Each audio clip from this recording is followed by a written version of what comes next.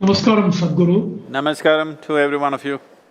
On behalf of the entire medical pharmaceutical fraternity of our country, I'd like to thank you immensely for this interaction at such a short notice. No, this is not a time to thank me.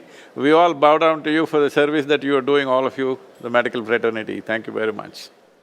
Of course, we have doctors, nurses, paramedics, management from various government and private hospitals, distributors, and many employees of pharmaceutical organizations and hospitals live on this webinar this evening. Sadhguru, as you know, healthcare professionals and scientists around the world are working incredibly hard to defend humanity against this virus. We are today seeking your blessings and words of inspiration at this critical time. We also have some fellow panelists whom you know, many of them. Next to me is Raghuram, Namaskaram.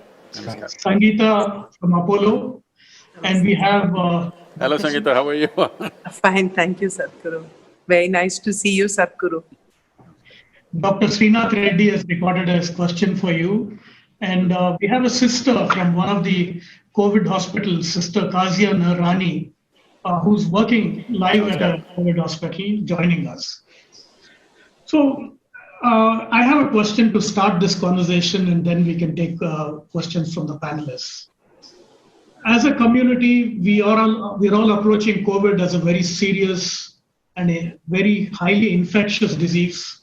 With what we know from the medical science and what we are learning every day through the experience of people around the world. We are familiar with the science and developments. However, we are facing an unprecedented situation. And to face this situation, we need the science and we need the expertise, but we also need inner strength and fortitude. And this is where I seek your perspectives and how each of us can be better prepared in these aspects of building our inner strength, our calm to deal with the current situation. Over to you, Sadhguru.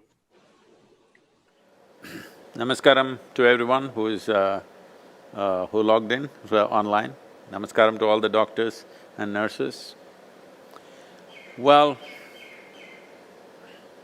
it is at times like this, what sort of human beings we are becomes extremely important. When I say what sort of human beings, well, we are referred to as human beings, not as human creatures, but as human beings. Because in terms of evolution, compared to all the other creatures, we are supposed to know how to be. Well, many human beings are striving to disappoint the expectations of nature to prove that we don't know how to be. But this is what it means, being a human being means that we can function consciously, especially when challenging situations are ahead of us. These are really challenging times. Probably for this generation, we have never before faced such a global situation where it threatens everybody. So, these are definitely challenging times for every one of us. Well, about how we have the necessary strength to address this. See, it's always like this.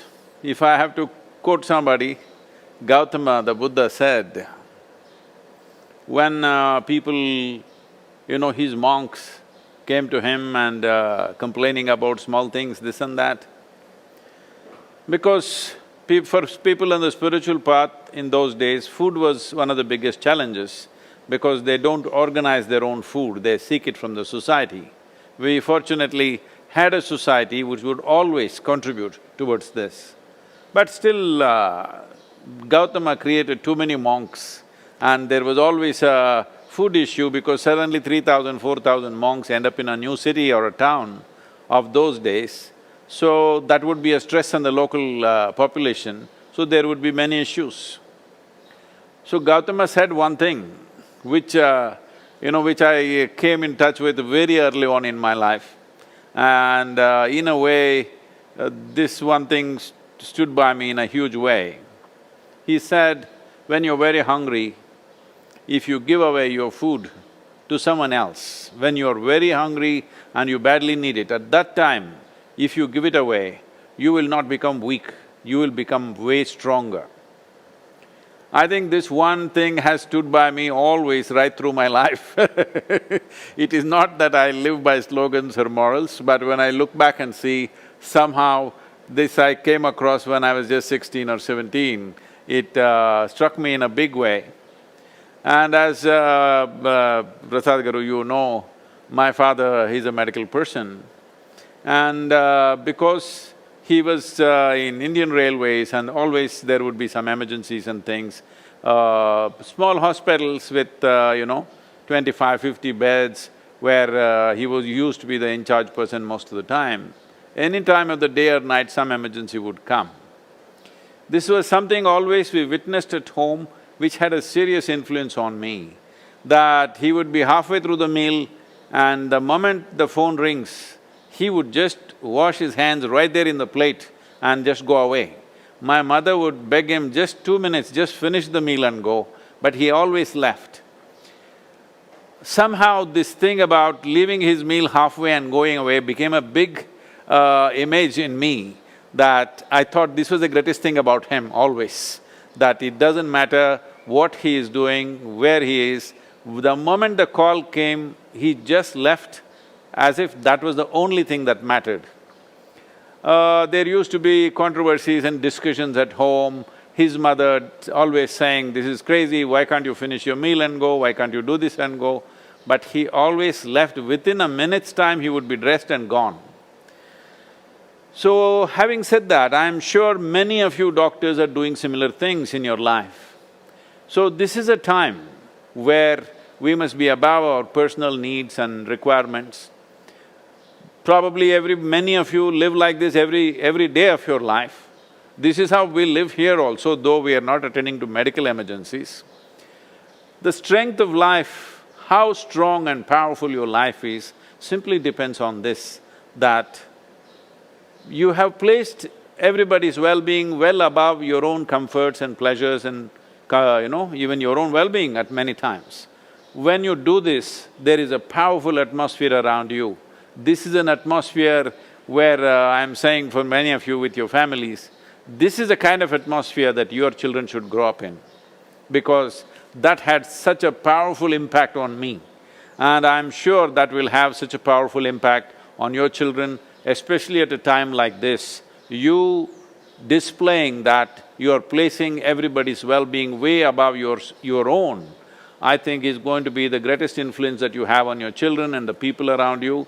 Above all, the nation is in huge appreciation of what the medical personnel are doing right now, and it will definitely have a huge impact on the nation itself. This itself should be a great strength for you, that what you're doing is beyond yourself. Thank you very much for that very inspirational answer that you gave us. Raghuram, whom you know, is the president of the Association of Surgeons of India and is a very famous oncologist. He has a question for you, Sadhguru. Namaskaram, Raghu.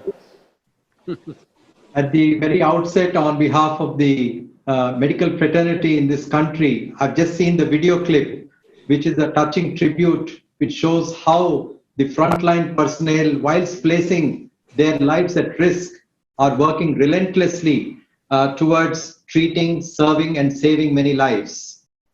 You'll be very pleased to know, Sadhguru, that the Association of Surgeons of India, which is the voice for the surgical fraternity in the country, over the last few days, we have raised a sum of more than 1 crore by championing a pan-India initiative to procure the much-needed personal protection equipment, which we are providing to the healthcare professionals across the country.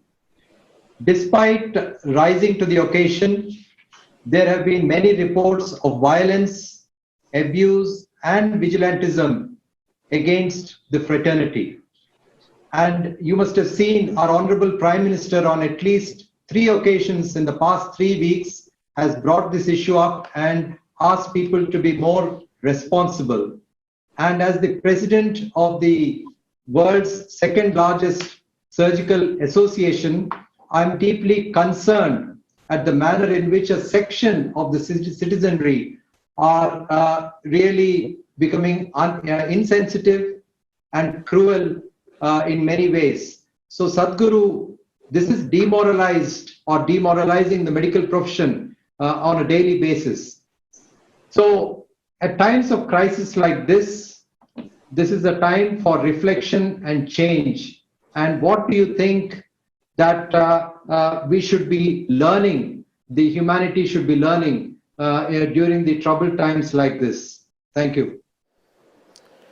Raghu, I very much understand the concern, and it's most unfortunate that certain sections of people have done this. But I think most administrations have clamped down quite strongly against that kind of reactions from people. Certain religious beliefs and other things has made this happen, and some people, out of their selfish motives within apartment houses and all, they've done a few things like that. But I think as a fraternity, you should not focus on this minuscule population which does these nasty things. 99.9% of the people in the country are right now seeing you as worship-worthy. That is where your focus should be, that minuscule population which unfortunately behaves that way.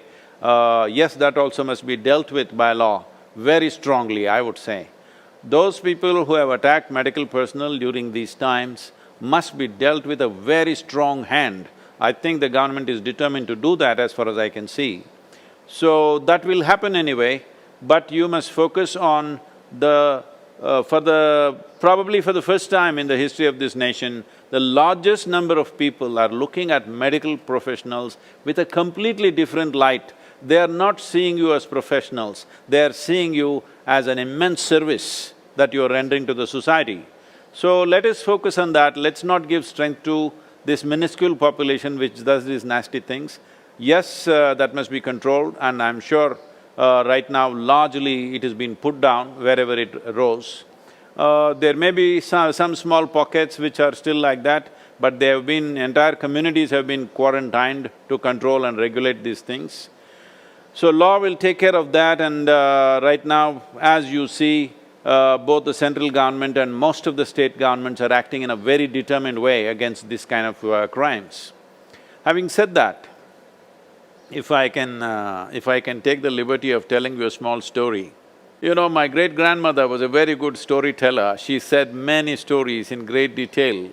This one story stuck with me, and though I remember all of them, but this one thing was kind of… I was probably maybe 4.5, 5 years of age when she told this story to me, but this story kind of lived with me. There was a man who was a farmer, and he had a little bit of land and doing agriculture. Then he got 2 sons, the sons grew up, they cleared more land and they became well-to-do farmers. And when his time of passing came, he called both the sons and told them, whatever comes out of this land, do not divide the land, but whatever comes out of this land, both of you share it equally, 50-50%. They agreed. One of the boys married, had 5 children over a period of time, and the other boy never married, but still 50-50 it was going. So the elder boy who was married with children, one day, got a little worm in his head, and then he thought, I have a wife and 5 children, I'm getting 50%. He is alone and he's getting 50%. But I have my boys growing up, when I get old they will take care of me. Who will take care of my brother? He should get little more so that he has more wealth in his old age.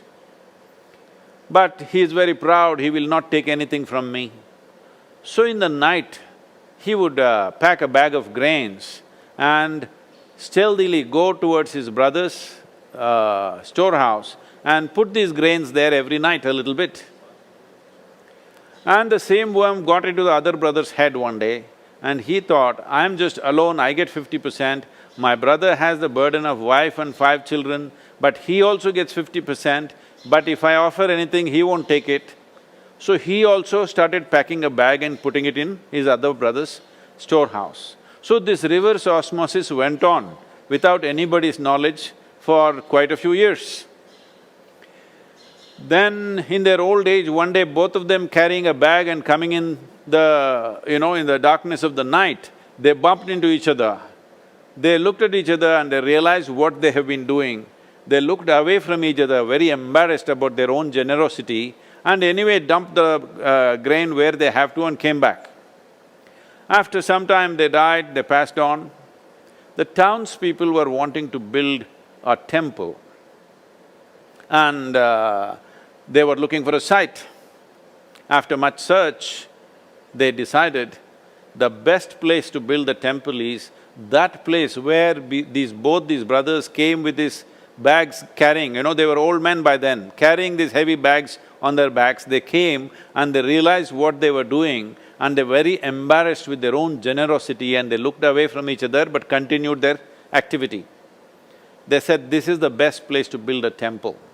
So, when we place others' well-being above our own well-being and we are not thumping our chests about what we have done, we are embarrassed about our own generosity, that's like a temple. So this is why I said, when you place other people's well-being above your own, you become worship-worthy. In fact, what people are trying to worship is just this. Why do you think they're going to the temple and calling for gods that they have not seen? Simply because they believe God places their well-being above his own.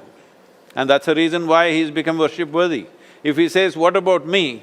I don't think anybody will go to the temple or any place So, right now you are rising in your stature, do not focus on these negative things. In many ways, as it should be, a teacher, a doctor, or many other people who serve every day the society, they must all become worship-worthy. It's very, very important and it's beginning to happen. Let us fuel that, let's not focus on this small minuscule percentage of population doing negative things.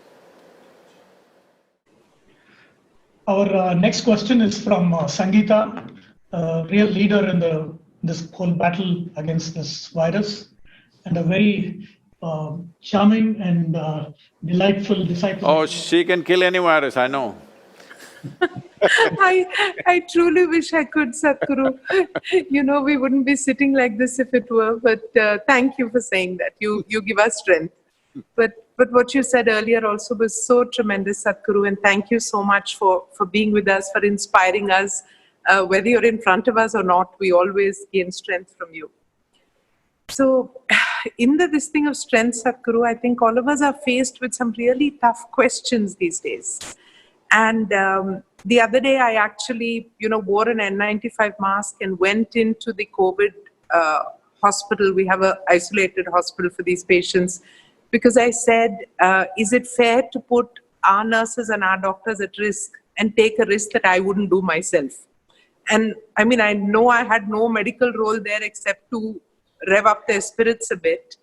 But I think it's this kind of decision-making for leaders. And now I think the Prime Minister is faced with this decision. Do we extend the lockdown from the medical safety aspect, or do we lift it from the economic aspect? And I mean, I'm not seeking answers to these, but a framework for taking difficult decisions, which all of us are facing so much in our lives. About decision-making, well, Sangeeta, you are in a position of leadership for long enough, you know this, and I'm sure most of you know this, but anyway. See, when it comes to decision-making at the leadership level, this idea of what is the perfect decision, we must keep it down a little bit. We need to understand whichever way we decide, we're going to hurt something and we're going to make something good. We'll do something good and we'll do something bad with every decision we take when large-scale situations are involved. There is no perfect decision as such to make. So if we come to terms with this, only then we will make correct decisions, otherwise we'll just get emotional about the situation and inevitably we will not be able to take the right decisions. So when we take any decision in such a large-scale situation, there is not going to be a perfect situation. It's a perfect decision rather. Just now you mentioned about the Prime Minister has to take a call whether to continue the lockdown or not. I think it's been largely decided to continue except relaxing a few activities, which is a good thing to do. And everybody knows, the data shows, the science shows that a lockdown is a must in a nation of this kind of density of population. But the economic pain also has to be taken into consideration. You can't just close down the country. So, where this is the privilege and pain and power of being a leader, that when you make decisions, you know all the aspects and you do what is in larger good. So you know that you cannot do absolute good. This is something that we must come to terms with, otherwise we cannot make the right decisions. Right decision is not a perfect decision. Right decision is the best thing to do in the given moment, but not a perfect decision because there is no such thing. Nobody can make a perfect decision. It is not personal life to make one perfect decision. When so many people's lives are involved, we will have to make hard decisions. When we say hard decisions, many things are against, the fundamental nature. Our own hearts will not agree with it, but we still have to make those decisions in the interest of the larger good, and that's the only way forward. And leaders should have the strength and the balance and the determination to do what is for the larger good, rather than deciding things by our own sensitivities that we have. Thank you, Sadhguru. Thank you. Thank you, Sangeeta, and thank you, Sadhguru. We have a video message and a question from our Honorable Health Minister, Harshvardhan ji. We'll play the video and then we will await your answer, Sadhguru ji.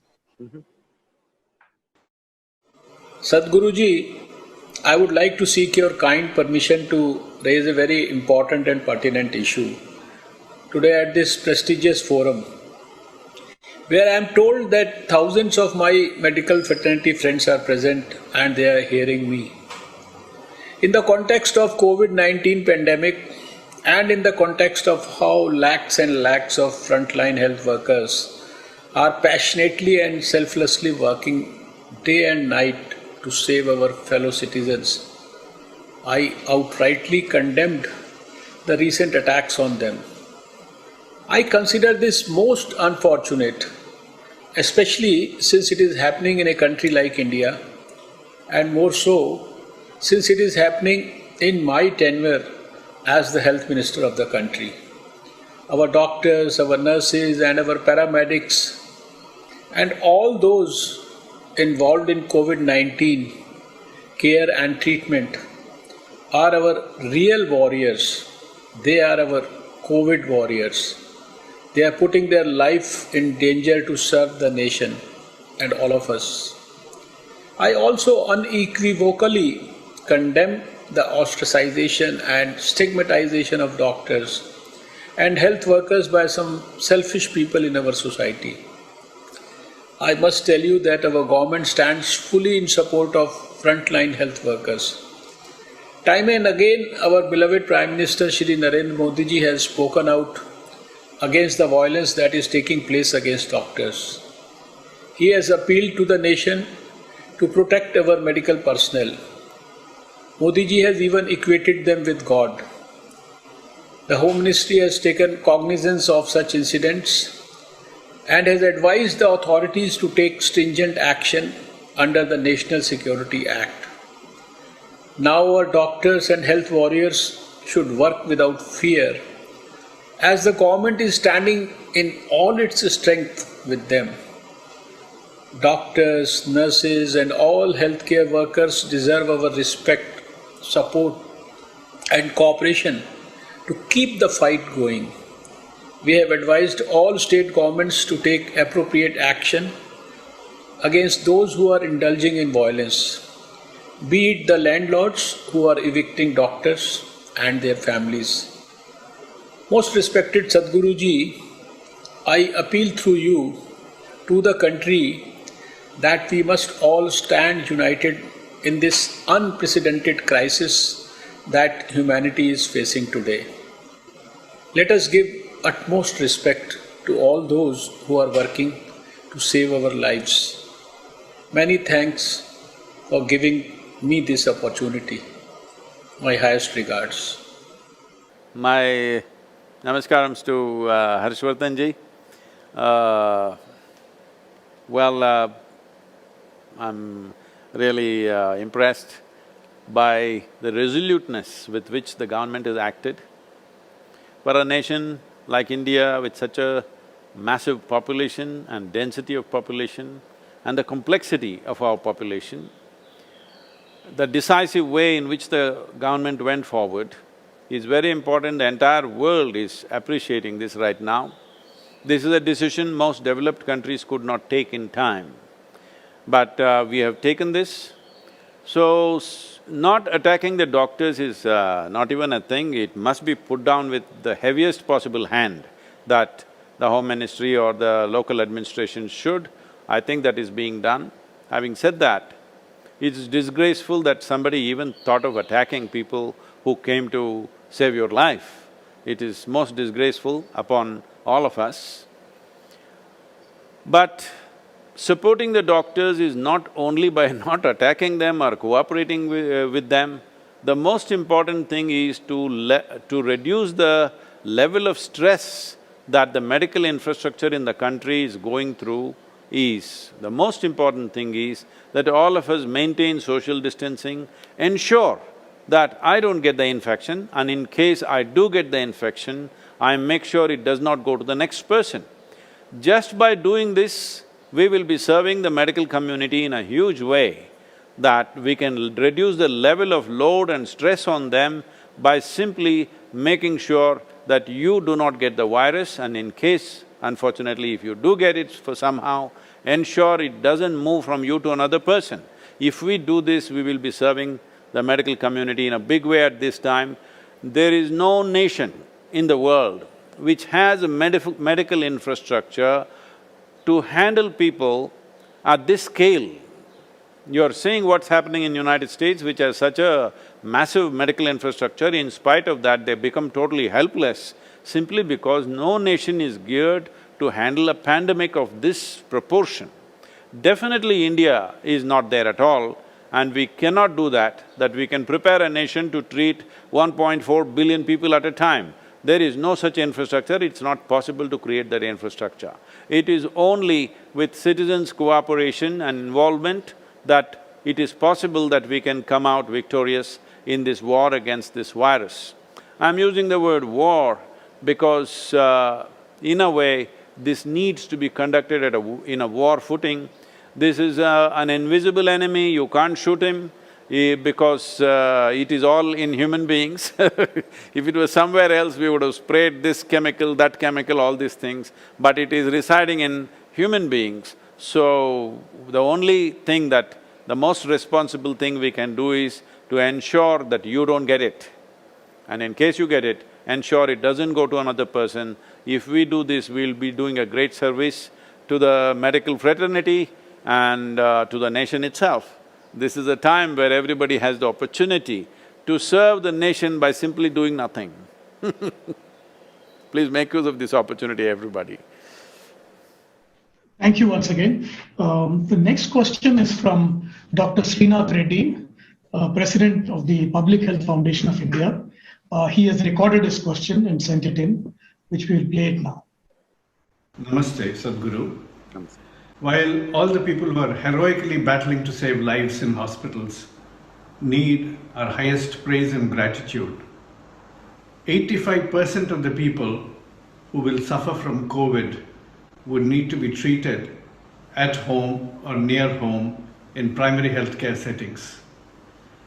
What's your message to the people who are battling at the front lines, like ASHAs, auxiliary nurse midwives, persons doing the contact tracing, and others performing various public health functions that will actually win this battle for us?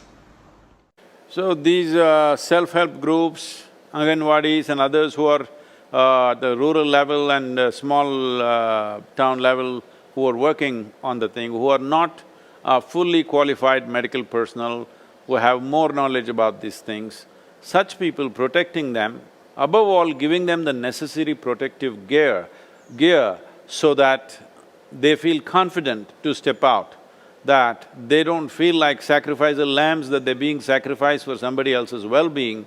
It is very, very important that we have to ensure that they have the necessary protective gear and their lives should not be sacrificed in the name of service.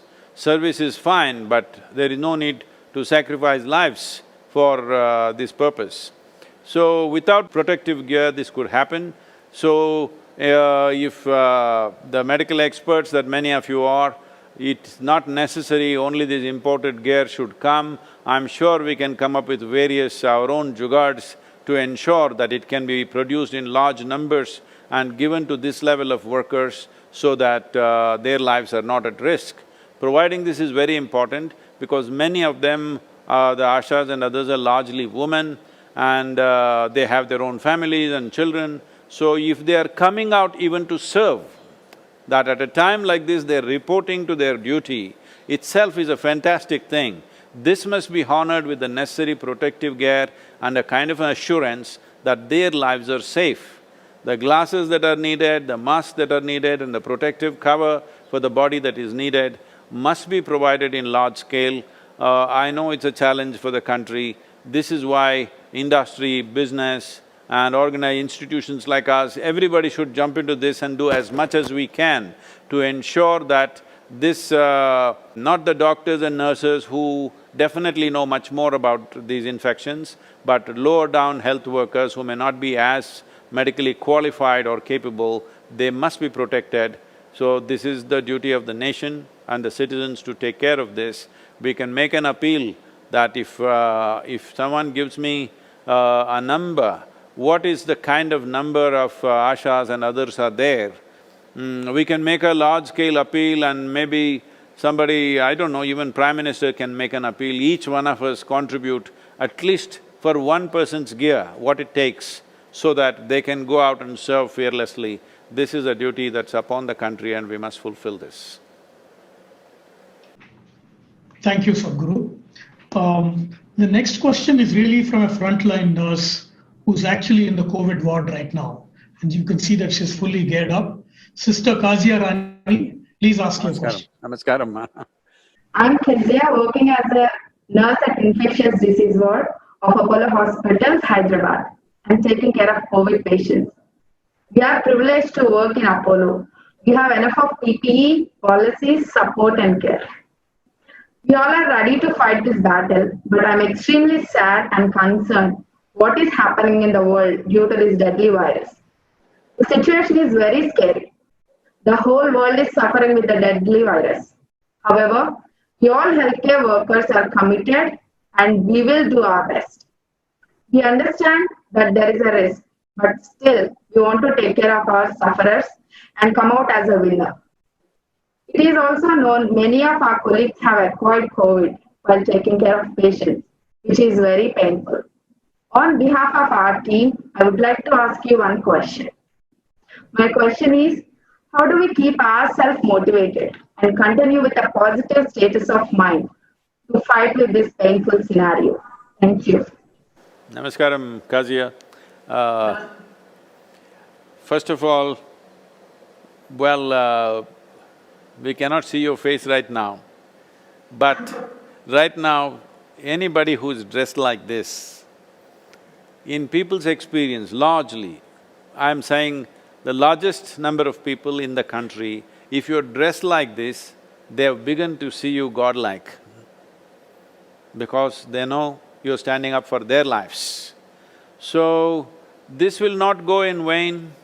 By the time this crisis is over, I think the entire status and value of what it means to be a medical professional, because slowly over a period of time, people have lost this… there was a time a doctor or a nurse was seen as a life savior, but over a period of time, because our minds have become so commercial, people think it's just one more profession, what is the big deal? They're paid, so they'll do it. But this is a time, by the time this virus situation is over, whatever amount of time it takes, you will see that the medical profession will sit on a pedestal that it deserves to sit. And every doctor, every nurse, ensure once we put you up there, don't come down, you must stay there. You must stay on that pedestal because it is needed, because a whole lot of things that you do are not absolutes. Medical treatment is not an absolute. What an absolute… perfect treatment if you give to one person, that person will live, the same perfect treatment may kill another person. So it is not an absolute, life is not an absolute like that. So when it is like this, trust and faith in the medical profession is very, very vital so that you can serve fearlessly not only in these times, but at any time. So, do not focus on the negative aspect of whatever little things have happened. If you count those instances, hardly it is a dozen instances across the country, so do not empower those people. Please respect this, that right now people are looking at you. If you're just dressed like this, we don't know who you are, we don't know whether you're a medical professional or not. If you are dressed like this, people are bowing down and clapping their hands in towns and cities. So, you must understand the very stature of being a nurse or a doctor is going up in a massive way in people's minds and hearts, and this is very important for you to deliver your services not only during this virus period, but even later for you to fearlessly do what you think is right without wondering what will be the consequence of this is very important, and this situation will definitely render the national situation there that people will respect you and regard you for who you are and for the most significant service in terms of people's lives, because every other service is only relevant if people are alive. If I am alive only, then all the other services are meaningful to me. The most important thing is that I am alive, and that's true for every human being. So please, I want you also to understand, people are with you, people are looking up to you, and there is a great sense of appreciation and a very, very profound sense of appreciation in people's minds and hearts. You can see this everywhere around us. Please accept our respects. Though we can't see you, someday I would like to see you without a mask. Thank you for giving me this opportunity, sir. Thank you. Thank you. Sadhguru, we're getting a lot of questions from doctors across the country. I'll pick a few in the interest of time. And from the patterns that I see in these questions, they're all about how to manage themselves, their emotions, their helplessness. They're seeing situations where the facilities are inadequate for treating people, and they're not able to react fast enough. And this is causing a lot of turmoil within them, and they want to manage their own emotions. There's something you can help them, in terms of how they manage their tranquility, emotions, to deal with the current situation. It would be very useful. As I said earlier, this is a war-like situation. During a war,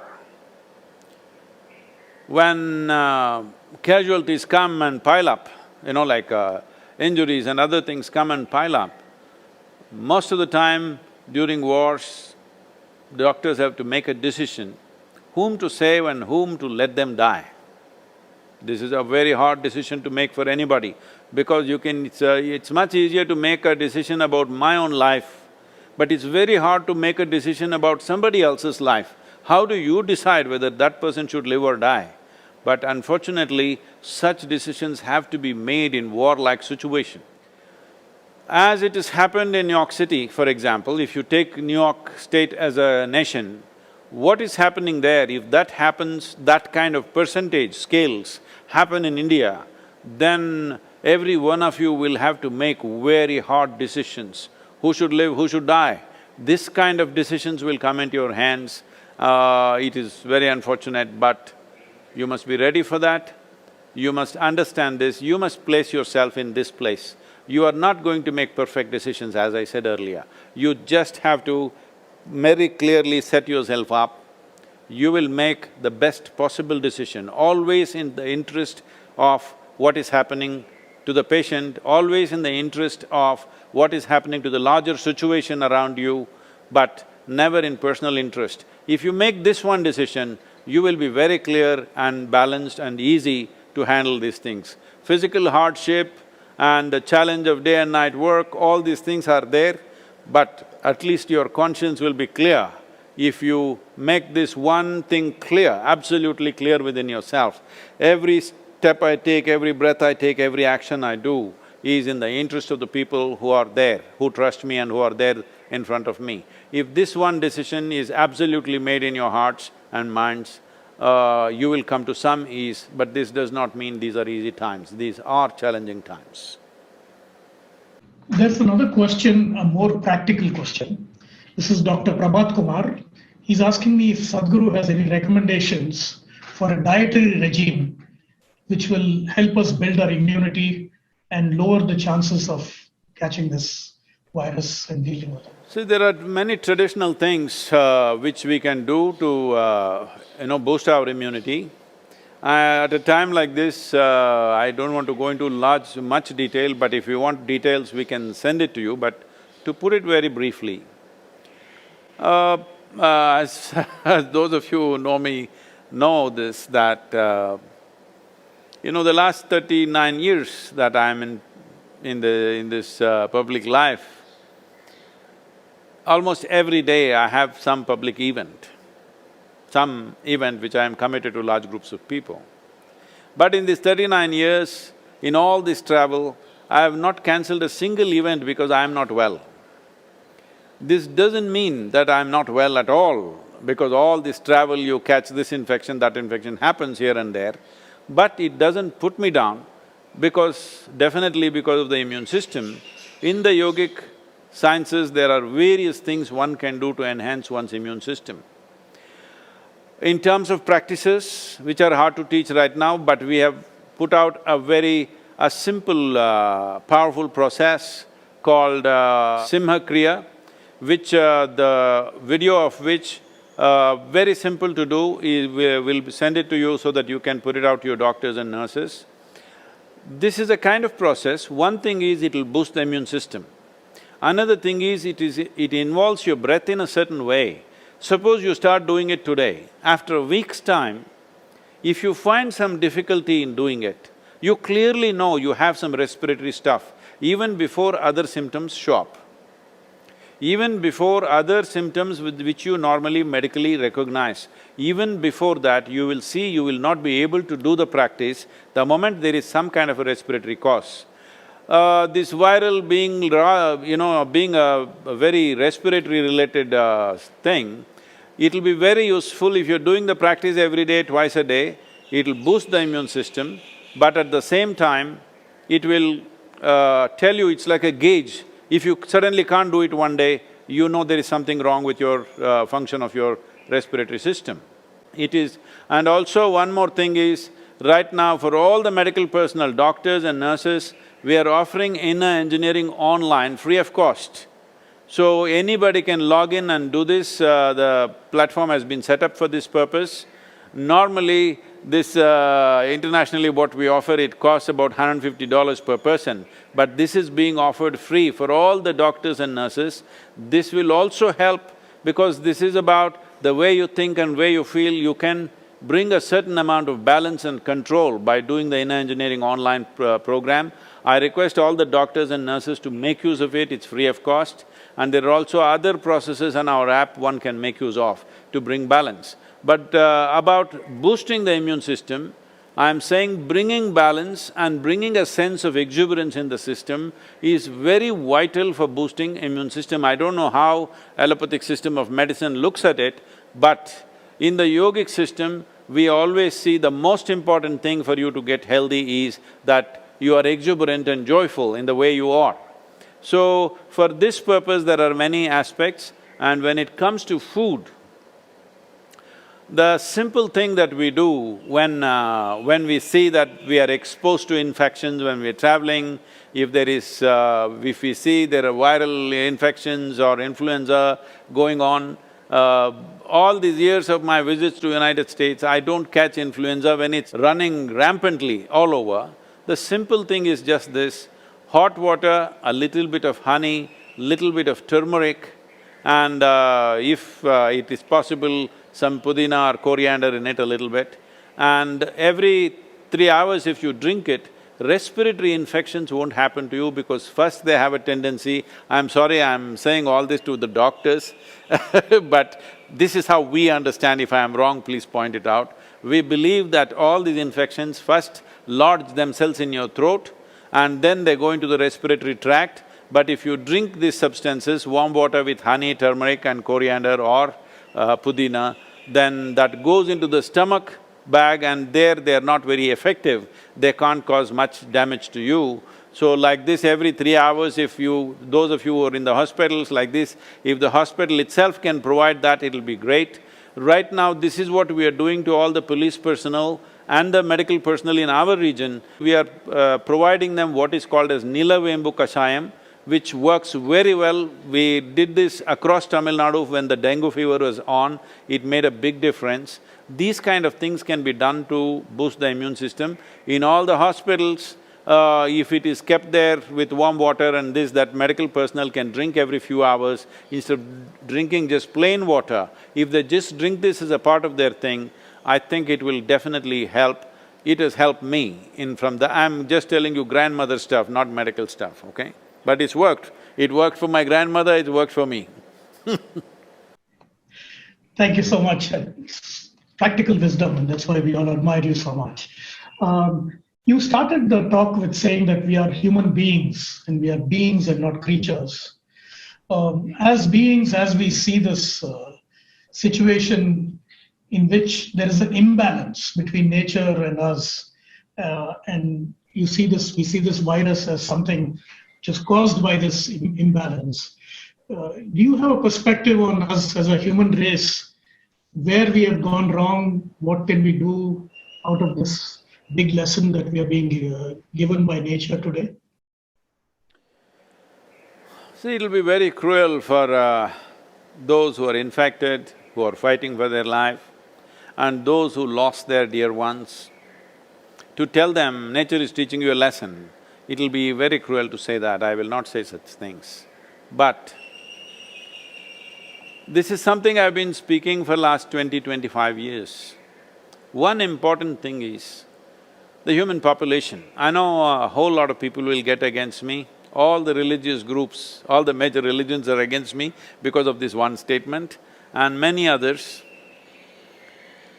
See, the nature of human population, the way it's growing, in the beginning of 20th century, we were only 1.6 billion people. Today, we are inching towards 8 billion people. And the amount of things that we can do because of technological capabilities has multiplied. What 100 people would do and consume 100 years ago, today 1 person is consuming that much in terms of ecological consumption. So, having said that, if we do not consciously control our population, nature will do it in a cruel way. Is nature thinking that it must punish us? No, it is a natural consequence because life is enmeshed into each other. It is not like my life and the virus's life are two separate lives.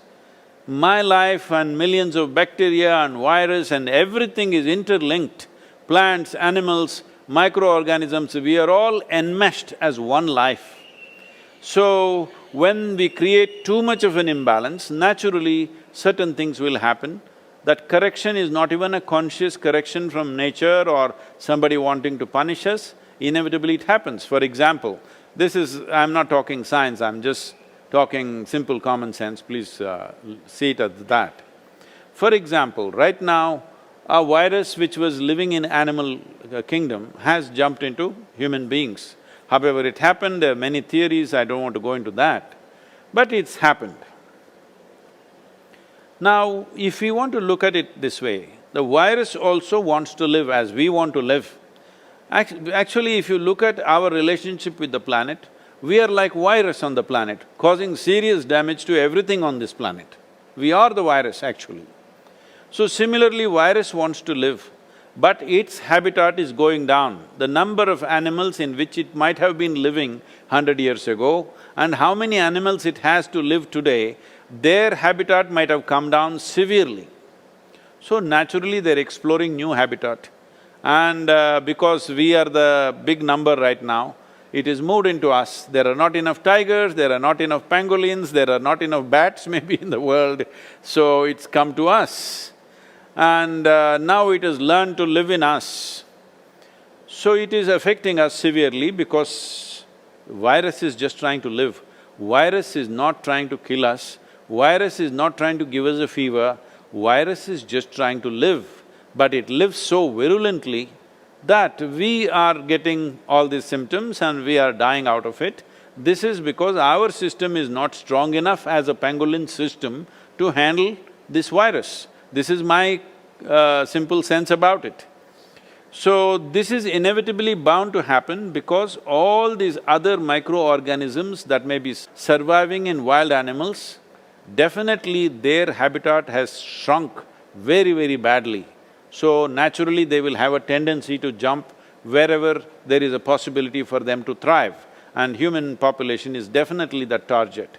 So in that context, see, for the kind of lifestyles we are living, the kind of consumption that all of us have, the kind of aspirations that we have in the world, we must strive to reduce the population consciously.